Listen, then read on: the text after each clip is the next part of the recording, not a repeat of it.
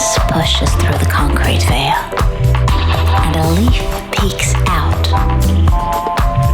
I'm the messenger, he says. So thank you very much for joining me in the forest today. Thank you very much. It's nice to spend part of the working day in the forest. It is. It's much better than being in the office. Yeah, I cannot say that officially, but I think that's the reality. Neither can I, but we can agree privately. Nobody will know if we agree privately. So this forest is very close to the center of Helsinki. Yeah, it's part of the kind of central park of Helsinki. Exactly, yeah. And that's what it feels like. It's absolutely beautiful. So tell me a little bit about your own personal experience with forests and with nature. Yeah, I think Finland is a forested country, the most forested industrialized country. 3/4 of the land is covered by forest, so I think every Finn has an idea about forest. Mm-hmm. A lot of Finns are forest owners. 15% of the population owns forests as a private individual. I think my first memories of forest as such, I was quite little and it was autumn time like this, and we were hunting after mushrooms. And that's kind of interesting for a small child to see, the family of mushrooms, the small ones and the bigger ones growing in the forest. Yeah. They are rather magic. And actually, they are the first plants I remember, the mushrooms of autumn. You take the forest for granted, but the mushrooms were the interesting part. Mm-hmm. So I think that was my first experience. Then in my everyday life, I spent every single weekend possible in the countryside. That means in the forest, by a lake. Mm-hmm. I get quite a lot of pleasure out of it. I still collect mushrooms and I still collect berries, and I cut firewood and cut trees and do things like that during my free time. So, I'm kind of a forest person, as much a Finnish diplomat and a civil servant can be. Mm-hmm. You feel it in your soul. Yes, I feel it, and I feel it very much also like that I'm part of this nature, part of these forests, and it's a very, very important part of myself, and makes me feel kind of a person, part of this nature. Yes. Well, I am a city girl myself, so the forest is quite exotic for me, but I can feel immediately. I feel calmer, quieter, more peaceful as soon as I walk in. So forests need active management. They don't need, but it's kind of a habit in a country which has been getting most of its economic welfare, and this is built on forests. Mm-hmm. Still 20% of the exports are forest based, and when we look at our history, it was as high as over 90% of our export were forest based. Oh, okay. And in different historical stages, the products were very different. In the 18th and 19th century, it was very much tar to keep the British Navy going. Yes. Yep. Thank you very and then much. Lumber, then a product which people don't really remember, but pit props. Oh, of course. For mines. Yep. Then lumber for buildings, and then pulp, and then paper and paperboard, and now these forest industries are looking for new products as well. Yes. So it's interesting to me that we are two diplomats sitting in a forest talking about this. I think if you had told me a few years ago that climate and forests and nature would be top of my priority list, I would not have believed you. So how and why has all of this come to be so important for us? I remember it was already quite a long time ago. I thought that if we are talking about climate neutrality, the human activity will cause emissions anyway. Mm-hmm. So we have to think about the things as well. Yes. And land, the ground, surface, what's under the surface is of course an important sink, but also the trees and another biological matter which is growing is an important sink. And that made me think that we are talking all too little about sinks, and of course we have to get the emissions low. I mean, that there is no doubt about it. Yes. But being climate neutral or carbon neutral is no goal of itself. We should be carbon negative. Yes. Because we have all too much carbon dioxide in the atmosphere, and we have to get it down to back to our planet, into ground and into growing forests and other biological material, which will then keep it here and not in the air. Yes. So I think this made me very aware of role of forests. Kind of other role for forests in Finland, because the traditional role of forests as a source of income is still there. And this country has been able to, at the same time, use huge amount of tree matter, wood, and at the same time increase the amount of wood in our forest by over 50% in the last 50 years, at the same time utilizing them rather efficiently. I think what's important now is to think about how to preserve and increase the biological kind of diversity of our nature. But even there, it's interesting to think, the past when, for example, in the 19th century, there was still quite a lot of slash and burn here in Finland, which created a certain biotypes which are now disappearing because that's gone. Yes. And then the question is that should that be preserved or not? What's the biodiversity we are aiming at? The biodiversity of the 19th century, 20th century, then 17th century, because they are rather different, because as long as human beings have been affecting our nature, they have been affecting forests as well. So all of this is the top priority for me and my colleagues and for my embassy. Is it the same for you and your ministry?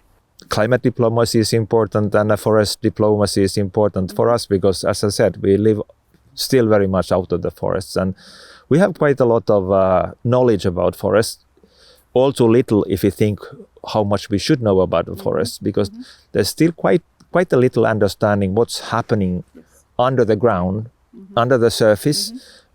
For example, we have two types of grounds: a mineral ground, which is the most relevant one, and then we have quite a lot of grounds where peat is the matter what's under the surface. And these two types of soil, they act in a very different ways when it comes to climate. And how a kind of forest should be managed when you have peat soil and when you have a mineral soil, that's been not really looked at very much. Right. So we are the people. Our job is to persuade and to convince other people of all sorts of things in the world of diplomacy.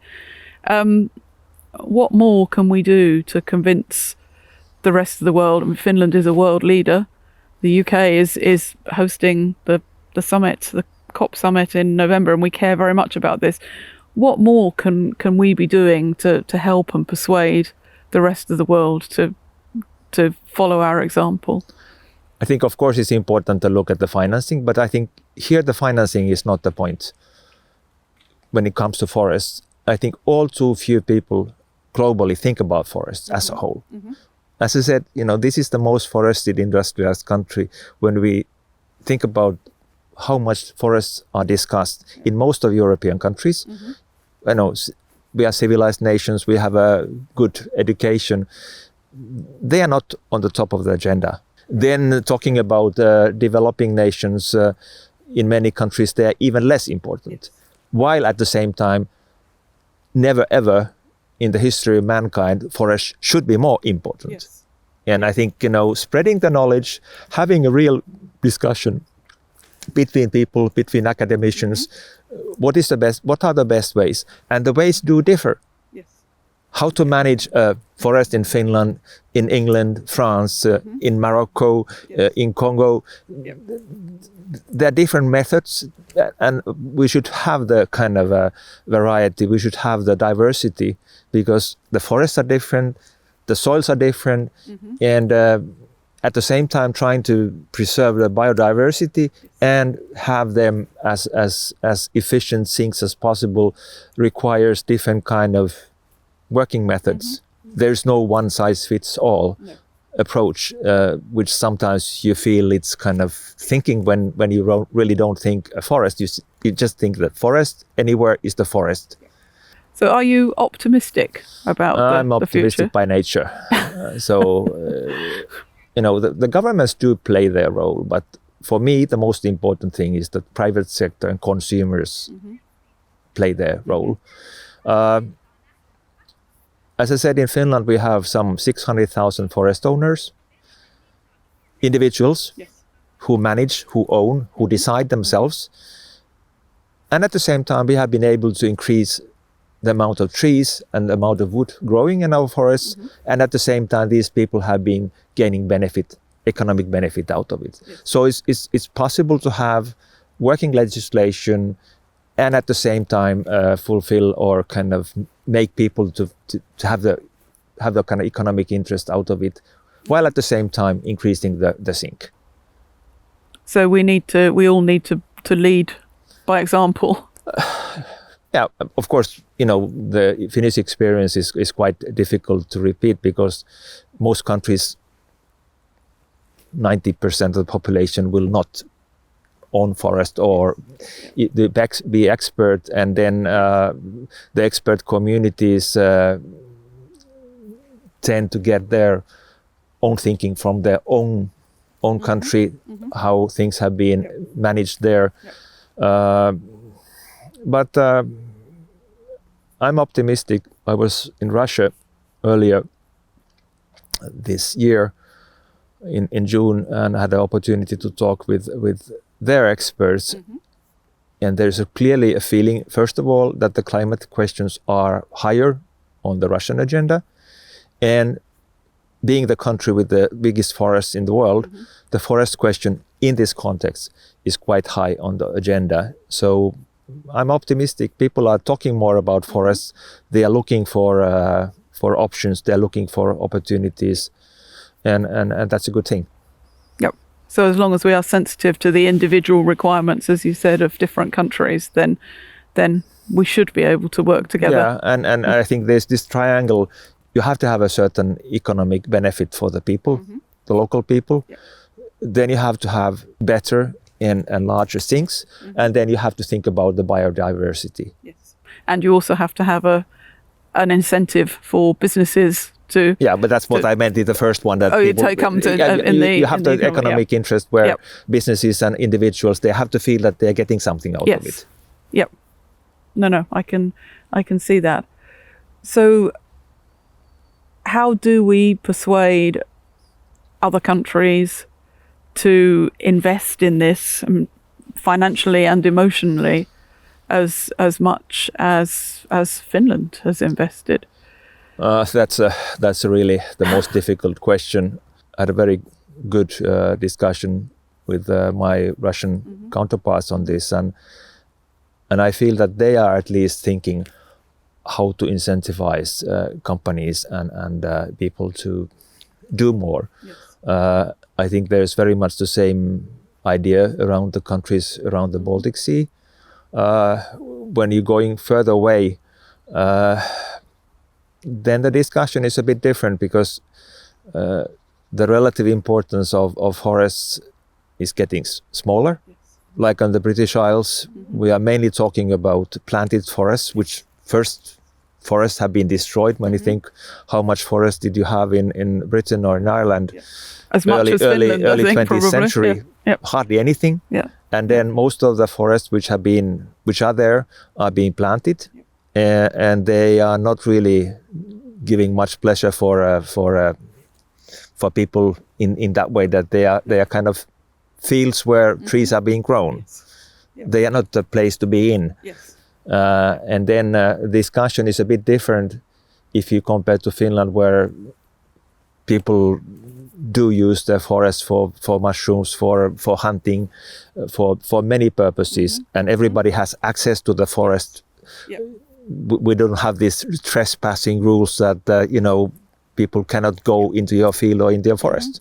I think that's very important, that everybody in Finland has the right to go anywhere without worrying about it or without thinking about it. I think that's very, very important, because for me, when I think about forests, I think about fences and where am I allowed to go? What is is this private? Will something happen?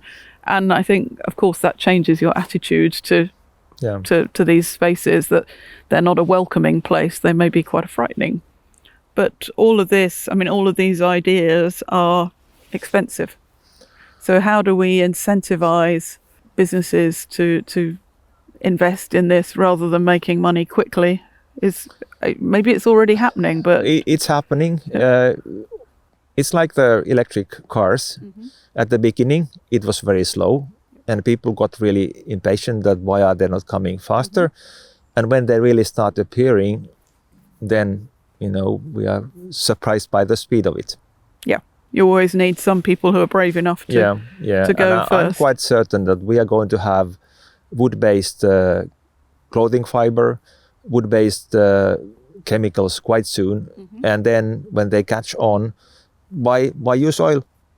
Yeah, no, it's a very good question. There's one big Finnish company building at the moment an operation in Germany for producing biochemicals in a big way, and they are using local wood which is not really used at the moment.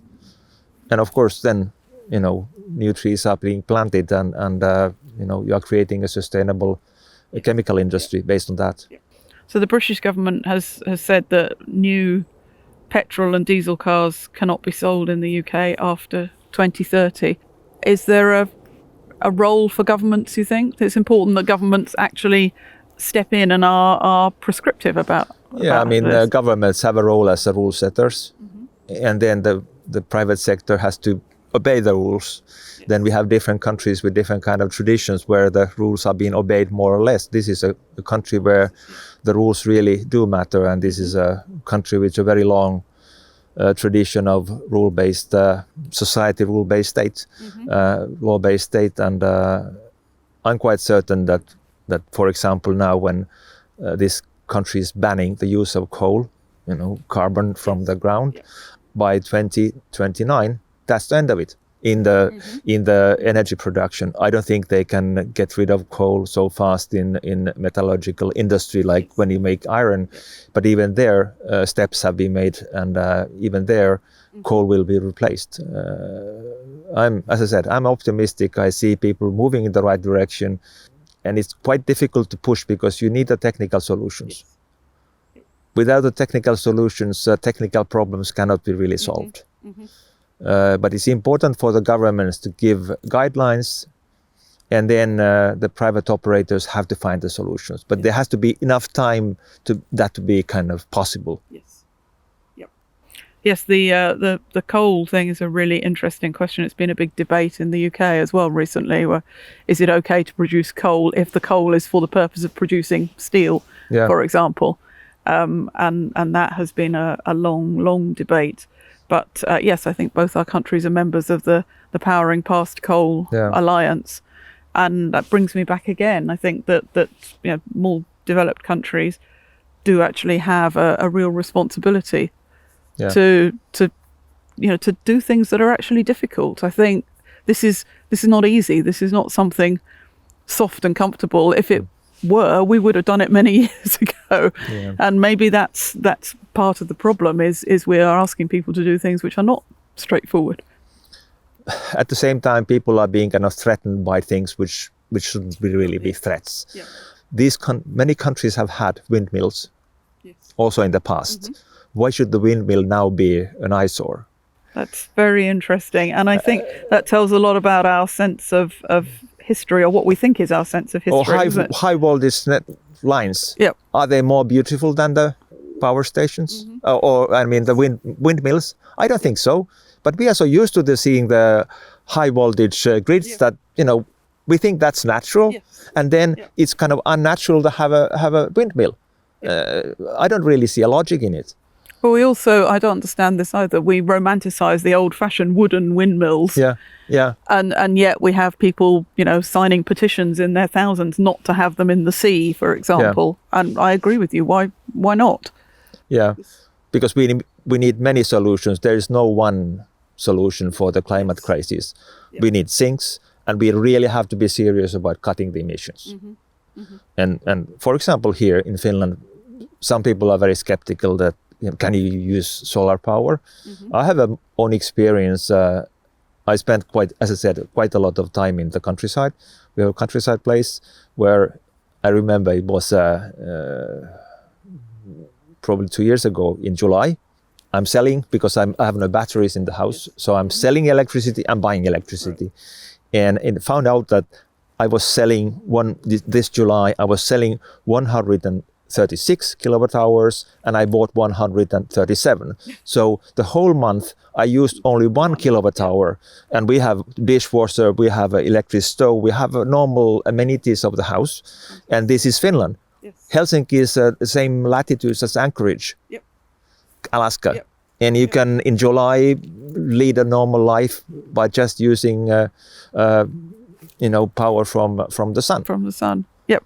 And I think maybe that's something that we have a responsibility to do, which is to bust some of those myths that, you don't need to live in the Sahara to be able to generate solar energy. You can do it on a cloudy day in London. You can generate solar energy. So And I have a friend who lives in Brussels, and he said that, the payback time for solar panels is so short that you wouldn't believe. In less than 5 years, because in many Central European countries, electricity is really expensive.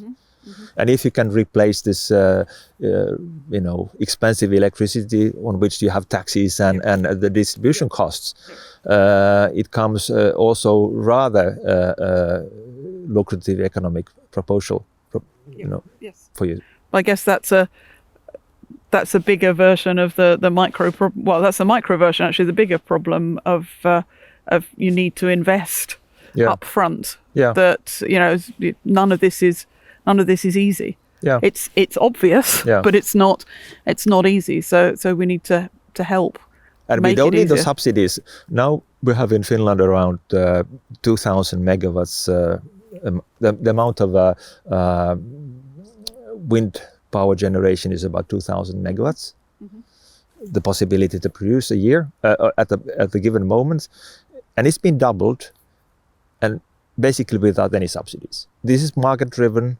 It's not only kind of social responsibility thing that the people want to be socially responsible, or the companies, but they're also making money. Yes. Or at least they think they're going to make money, because otherwise they wouldn't get the private investors in.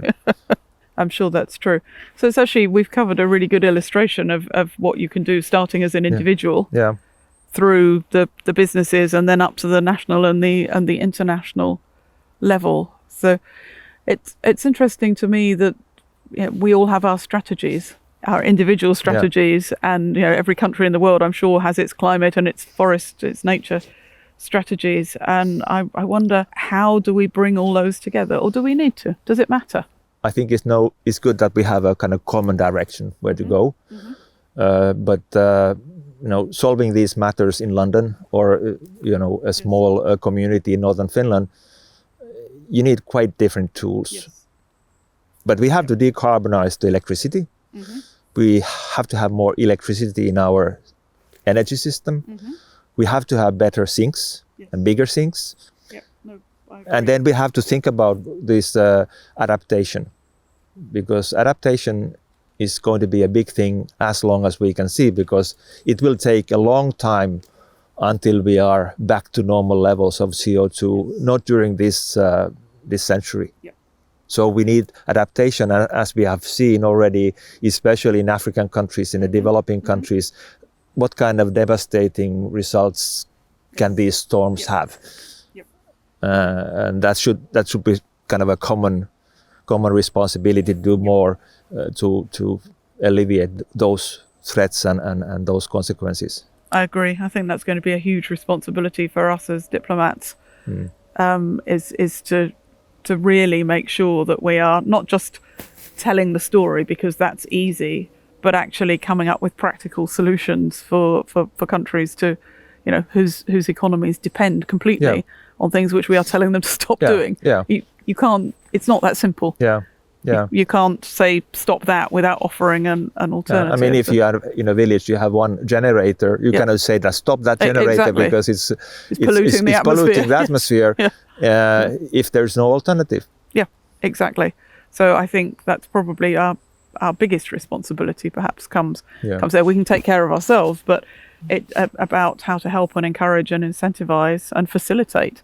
And therefore it's important that the big emitters like European Union, UK, North America, China Japan will take their responsibility, because if we get our emissions down, we at the same time create economic and technological solutions which can then be adopted in the developing world. So we must be ambitious, and we must remain ambitious. I think that's part of the challenge. It's easy to be ambitious before a big summit, but actually it's maintaining that. It's not only us, our generation, but it's at least our children and their children. Then we'll see how things move. But maybe, by 2050, we are much clearer in this. We probably have reached the point where fossil fuels are not so much used anymore. We are on the path towards a kind of different kind of world, energy-wise and hopefully also society-wise. But, there's still quite a lot to do before we're there. Yeah. By 2050, I guess we should be able to measure better, because we're now so much more conscious. Yeah. In another 30 years, we should have the metrics that show us. Yeah. Some Finns think that this 35 goal, which we have set to become carbon neutral, is difficult to reach. It's of course difficult to reach, but I think it's possible to reach. And I think it's very good that our present government has set a very clear goal. And I have a feeling that the Finnish economic operators, at least, they know how to get there. Then the question is that how much that will cost. But I think there's the technological solutions are there. Then we have to think, whether it will have social consequences. We have to somehow kind of alleviate. But most likely, even they will be much smaller than people think now. Yep. And I agree, objectives should be stretching. No, but what's the point of having an easy goal? Yeah, but it should be a kind of goal which is reachable. Of course. Yeah. Yes. So smart. Yeah. It should be measurable but it should be testing. So do you have any ideas or advice for me as a new British ambassador in Finland? What can I be doing? Is there anything I can do to help? Is there anything I should be thinking about or looking at? I think, this kind of a discussion on the political and official level, I think it's very useful that we understand how many different kind of solutions we can have. And then, with the wider world, I think this is the only way.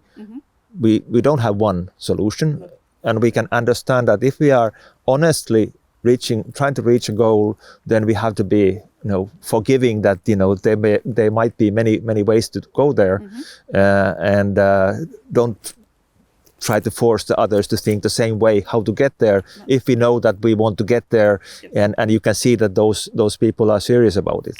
Yeah, many ways to reach the destination, but okay, I shall think very much about that. Thank you. But thank you for your time. Thank you for coming, and thank you for a really interesting discussion. Nice to be here. Thank you. Thank you. Plant a seed, a tree.